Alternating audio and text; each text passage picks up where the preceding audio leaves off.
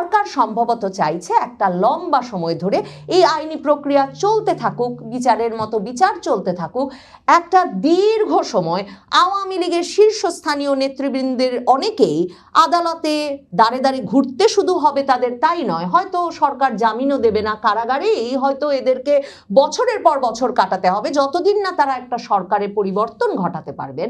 কিন্তু এই সমীকরণের মধ্যে নিশ্চিতভাবে শেখ হাসিনার দেশে ফেরার ঘোষণাটাকে কিন্তু নিয়ে আসতে হবে।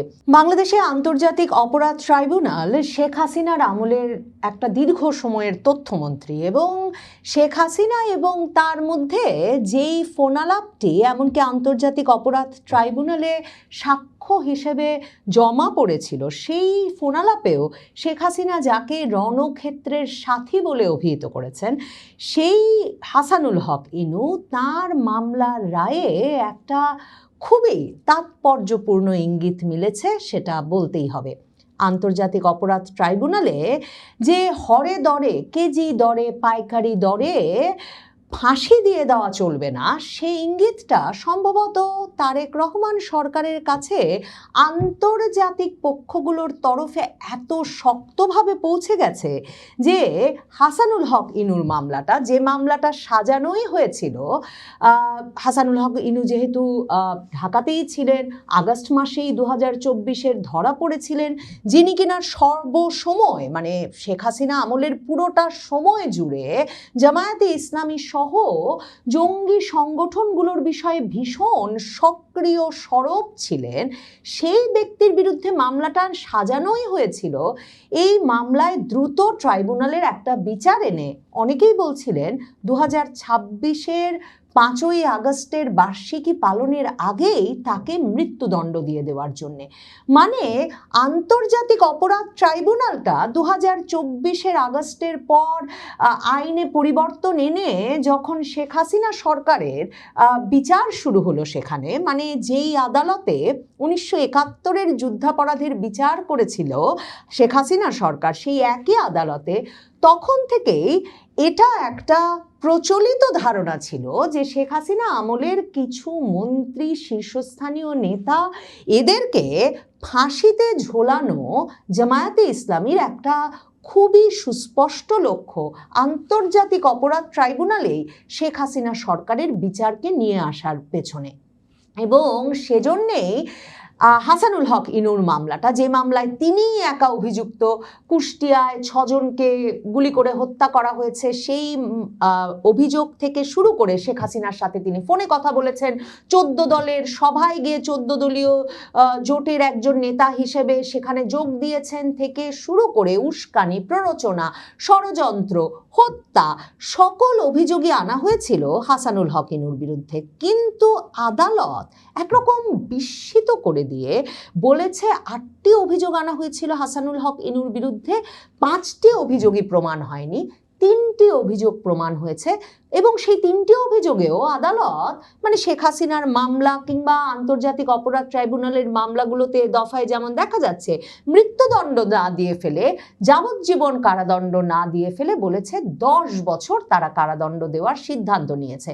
হাসানুল হক ইনু, যিনি কিনা 2024-এর নির্বাচনে আওয়ামী লীগের পক্ষে সমর্থন নিয়ে দাঁড়িয়েছিলেন বটে জোটের প্রার্থী হয়ে, কিন্তু স্বতন্ত্র প্রার্থীর কাছে হেরে গেছিলেন, মানে মন্ত্রী তো ছিলেনই না 2024-এ, এমপিও ছিলেন না, তিনি যে কুষ্টিয়ার এসপিকে ফোন করে রীতিমতো তালিকা প্রস্তুত করে সেখানে কুষ্টিয়ায় নানা রকম আন্দোলন, দমন, নিপীড়ন এসবের ব্যবস্থা নিতে বলেছেন, এর কোনো সুনির্দিষ্ট প্রমাণ কিন্তু প্রসিকিউশন হাজির করতে পারে নাই, কিন্তু আদালত সেজন্যও ধরেন 10 বছরের কারাদণ্ড দিয়েছে। কাজেই এসবও উচ্চ আদালতে টিকবে কিনা সেটা বলা মুশকিল বটে, কিন্তু আদালতের কাছে যে ইঙ্গিত চলে গেছে যে হরে দরে সব অভিযোগ প্রমাণিত হয়ে গেছে, কাজেই মানবতা বিরোধী অপরাধ হিসেবেও এসব প্রমাণিত হয়ে গেছে, কাজেই দিয়ে দেন ফাঁসি, এই নির্দেশনা থেকে যে আদালত বেরিয়ে এসেছে এবং সেটা নিশ্চিতভাবেই সরকারের অতি উচ্চ উচ্চ পর্যায়ের নির্দেশনা ক্রমেই সেটা একরকম স্পষ্ট হয়েছে হাসানুল হক ইনুর মামলার রায় দেওয়ার মাধ্যমে। হাসানুল হক ইনু মামলার রায়কে প্রহসন বলছেন। তিনি বলছেন যে এই মামলার রায় দেওয়ার মাধ্যমে আদালত প্রমাণ করলো যে এটাকে একটা মঞ্চে পরিণত করা হয়েছে প্রহসনের বিচারের। তার স্ত্রী তিনি বলেছেন যে নিকৃষ্টতম অবিচার এবং ফরমায়েশি রায়। এবং হাসানুল হক ইনুর স্ত্রী সাবেক সংসদ সদস্য আফরোজা হক রিনা তিনি বলেছেন আমরা মনে করি এটা আইনের নিকৃষ্টতম অপব্যবহার, নিকৃষ্টতম অবিচার, রায়কে প্রত্যাখ্যান করি কারণ এটা ফরমায়েশি রায় এবং এটা হচ্ছে মুক্তিযুদ্ধ, অসাম্প্রদায়িকতা, মানবিক মূল্যবোধের বিরুদ্ধে যে মতবাদ সেই মতবাদের প্রতিফলন এই রায়ের মধ্য দিয়ে হয়েছে। এই মতবাদের বিরুদ্ধে 1971 সাল থেকে আমাদের যুদ্ধ। হাসানুল হক ইনুকে যেসব অভিযোগে 10 বছরের কারাদণ্ড দিয়েছে আদালত বলেছে প্রমাণ হয়েছে তার বিরুদ্ধে অভিযোগ, তার মধ্যে একটা হচ্ছে তিনি নাকি 14 দলীয় জোটের সভা করে জামায়াতে ইসলামীকে নিষিদ্ধ করার যে সিদ্ধান্ত সেই সিদ্ধান্তের পেছনে উস্কানি দিয়েছিলেন। হাসানুল হক ইনু জামায়াতে ইসলামী সহ যুদ্ধাপরাধের সঙ্গে জড়িত ব্যক্তি এবং দলের রাজনীতি করবার অধিকার কেড়ে নেওয়ার বিষয়ে, তাদেরকে বিচারের মুখোমুখি করবার বিষয়ে সবসময় সোচ্চার ছিলেন এবং তার মাধ্যমে আদালত তার বলেছে যে জামায়াতে ইসলামীর রাজনীতি নিষিদ্ধ একটা আন্তর্জাতিক অপরাধ এবং মানবতা বিরোধী অপরাধ বটে। হাসানুল হক ইনু রায় শুনে হেসেছেন আদালতে, সেটাও সংবাদ মাধ্যমের শিরোনাম হয়েছে এবং এর আগেই তিনি বলে রেখেছিলেন আদালতে দাঁড়িয়েই যে আদালতে বিচারক প্রশাসন কে কি করছে সেটা নাকি তিনি জেলখানায় সংরক্ষিত লাল সবুজ খাতায় লিখে রাখছেন। সেটাও তখন একটা আলোড়ন তৈরি করেছিল। হাসানুল হক ইনু রায়ের পর আদালত থেকে বেরিয়ে যাওয়ার সময় সংবাদ মাধ্যমের উদ্দেশ্যে বা উপস্থিত জনতার উদ্দেশ্যে তীব্র ভাষায় পুলিশি বাধা উপেক্ষা করে এই রায়কে প্রহসনের রায় হিসেবে অভিহিত করে বলেছেন জিয়ার ছেলে যেমন তাকে প্রহসনের বিচারে কারাদণ্ড দিয়েছে ঠিক তেমনি ভাবে প্রেসিডেন্ট জিয়া 1976 সালে তাকে কারাদণ্ড দিয়েছিলেন। শুনে আসি হাসানুল হক ইনুর প্রতিক্রিয়া। হাসানুল হক ইনুর বিরুদ্ধে এই মামলাটি হয়েছিল তাজুল ইসলামের আমলে। চিফ প্রসিকিউটর তাজুল ইসলাম ছিলেন আন্তর্জাতিক অপরাধ ট্রাইব্যুনালে যখন শেখ হাসিনার আমলে জামায়াত নেতাদের বিচার চলছিল, তখন জামায়াত নেতাদের মুখ্য আইনজীবীদের একজন। কাজেই তাজুল ইসলামকে চিফ প্রসিকিউটর করে যখন 2024 আগস্টের পর শেখ হাসিনা এবং তার সহকর্মীদের বিচারের জন্য আন্তর্জাতিক অপরাধ ট্রাইব্যুনাল পুনর্গঠিত হলো, তখন থেকেই আলাপটা ছিল যে এই আদালতটি মূলত সেই যুদ্ধাপরাধের বিচারের রায়ের প্রতিশোধ মঞ্চ হিসেবে ব্যবহৃত হতেই গঠিত হয়েছে।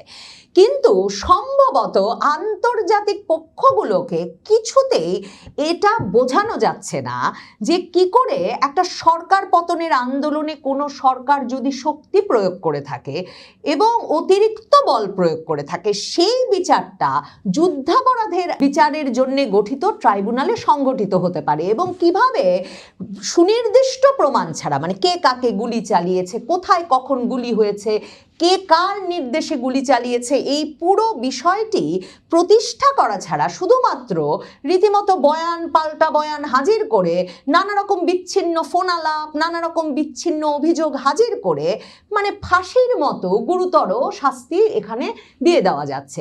এ কারণেই সম্ভবত এ দফায় আদালত খুব সাবধানী ভূমিকা নিয়েছে। কিন্তু বিএনপি ক্ষমতায় এসে তাজুল ইসলামকে সরিয়ে দিয়ে তাদের দলীয় যে আইনজীবীকে চিফ প্রসিকিউটর নিয়োগ করেছেন, সেই চিফ প্রসিকিউটর মোহাম্মদ আমিনুল ইসলাম কিন্তু এই ইনুর সাজায় একেবারেই সন্তুষ্ট হতে পারেন নাই। তিনি বলেছেন যে জুলাই গণ অভ্যুত্থানের মানবতা বিরোধী অপরাধে শেখ হাসিনার মৃত্যুদণ্ড হলে একই ধরনের দায়ে হাসানুল হক ইনুর 10 বছরের সাজা হতে পারে না। তিনি বলেছেন আদালত সঠিকভাবে আইনের মর্মার্থ উপলব্ধি করতে পারেনি। ইনুর বিরুদ্ধে অভিযোগগুলো প্রমাণিত হয়েছে। গণ অভ্যুত্থানের অপরাধে শেখ হাসিনার যে দায়, ইনুরও একই দায়। শেখ হাসিনার মৃত্যুদণ্ড হলে ইনুর 10 বছরের সাজা আইনের সঙ্গে সামঞ্জস্যপূর্ণ নয়, প্রসিকিউশন সন্তুষ্ট নয়। প্রসিকিউশন মনে করে শাস্তি মৃত্যুদণ্ড হওয়া উচিত ছিল এবং তারা এই রায়ের বিরুদ্ধে আপিল করবেন। আমার ধারণা সরকারের দিক থেকে যে নির্দেশনা বা সরকারের ওপর যে নির্দেশনা, সেটা হচ্ছে এখনই তো আন্তর্জাতিক অপরাধ ট্রাইব্যুনালটি আসলে বন্ধ করে দেওয়া সম্ভব হচ্ছে না। কাজে বিচার কাজটি দীর্ঘ সময় ধরে চলুক, আপিল হোক, এক একটা অভিযোগ যে প্রমাণিত হয়নি, মানে সব একটা অভিযোগও তো আসলে গিয়ে হাইকোর্টে টেকানো সম্ভব হবে না।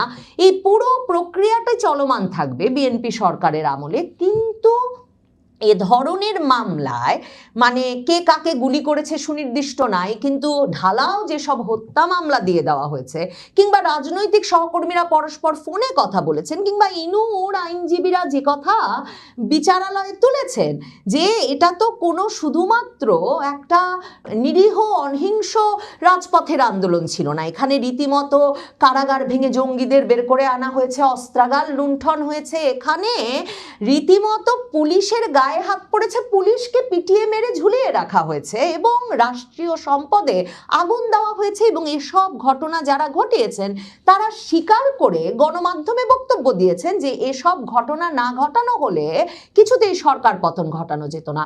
কিংবা ইনুর বিরুদ্ধে যে অভিযোগ যে হাসানুল হক ইনু ভারতীয় সংবাদ মাধ্যমে সাক্ষাৎকার দিয়ে বলেছেন, শেখ হাসিনার সাথে ফোন আলাপে বলেছেন যে এসব কাজ জামাত শিবিরের কাজ।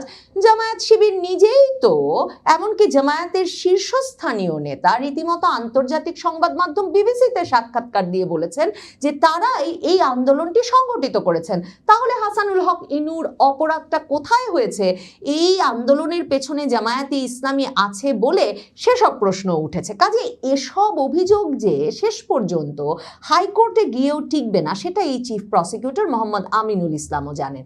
সরকার সম্ভবত চাইছে একটা লম্বা সময় ধরে এই আইনি প্রক্রিয়া চলতে থাকুক, বিচারের মতো বিচার চলতে থাকুক, একটা দীর্ঘ সময় আওয়ামী লীগের শীর্ষস্থানীয় নেতৃবৃন্দের অনেকেই আদালতে দাঁড়ে দাঁড়ে ঘুরতে শুধু হবে তাদের তাই নয়, হয়তো সরকার জামিনও দেবে না, কারাগারেই হয়তো এদেরকে বছরের পর বছর কাটাতে হবে যতদিন না তারা একটা সরকারের পরিবর্তন ঘটাতে পারবেন।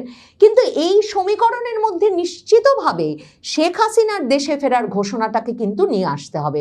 মনে রাখতে হবে মে মাসে শেখ হাসিনা ঘোষণা দিলেন শিগগিরই মাথা উঁচু করে দেশে ফিরবেন এবং তারপর পরই তারেক রহমানের অতি ঘনিষ্ঠ তার নিজের বসানো তথ্য উপদেষ্টা ডাক্তার জাহের, যিনি সরকারের বিভিন্ন অবস্থান সম্পর্কে নিয়মিত সংবাদ সম্মেলন করে বক্তৃতা করেন, তিনি সংবাদ মাধ্যমের সামনে এসে বললেন শেখ হাসিনা যদি দেশে ফেরেন তার জন্যও আমরা ইনসাফ করব। এবং শেখ হাসিনার আবার নিজেকে ডিফেন্ড করার কোনো সুযোগ পাওয়ার কথা না, কিন্তু ডাক্তার জাহেদ বললেন তার মামলার বিচার হয়ে গেছে, শেখ হাসিনার মামলার বিচার হয়ে গেছে, কিন্তু তিনি নিজেকে আবার ডিফেন্ড করবেন এবং তারপর যদি বিচারের রায়ে তার মৃত্যুদণ্ড বহাল থাকে মৃত্যুদণ্ড হবে, আর তিনি খালাস পেলে তিনি খালাস পেয়ে যাবেন, এটাই নাকি ইনসাফ। এবং সর্বশেষ শেখ হাসিনা সংবাদ মাধ্যমের সঙ্গে সাক্ষাৎকারে এ ঘোষণাও দিয়ে দিয়েছেন যে তিনি এবছরের মধ্যেই দেশে ফিরবেন। এবং এনডিটিভিকে সাক্ষাৎকার দিয়ে কথা বলবার পর সারা পৃথিবীর শীর্ষস্থানীয় আন্তর্জাতিক সংবাদ মাধ্যমগুলো চমৎকৃত হয়ে এবং চমকিত হয়ে খবর করছে যে বাংলাদেশের সাবেক প্রধানমন্ত্রী মৃত্যুদণ্ডের রায় মাথায় নিয়ে এবছরই দেশে ফেরার ঘোষণা দিয়েছেন।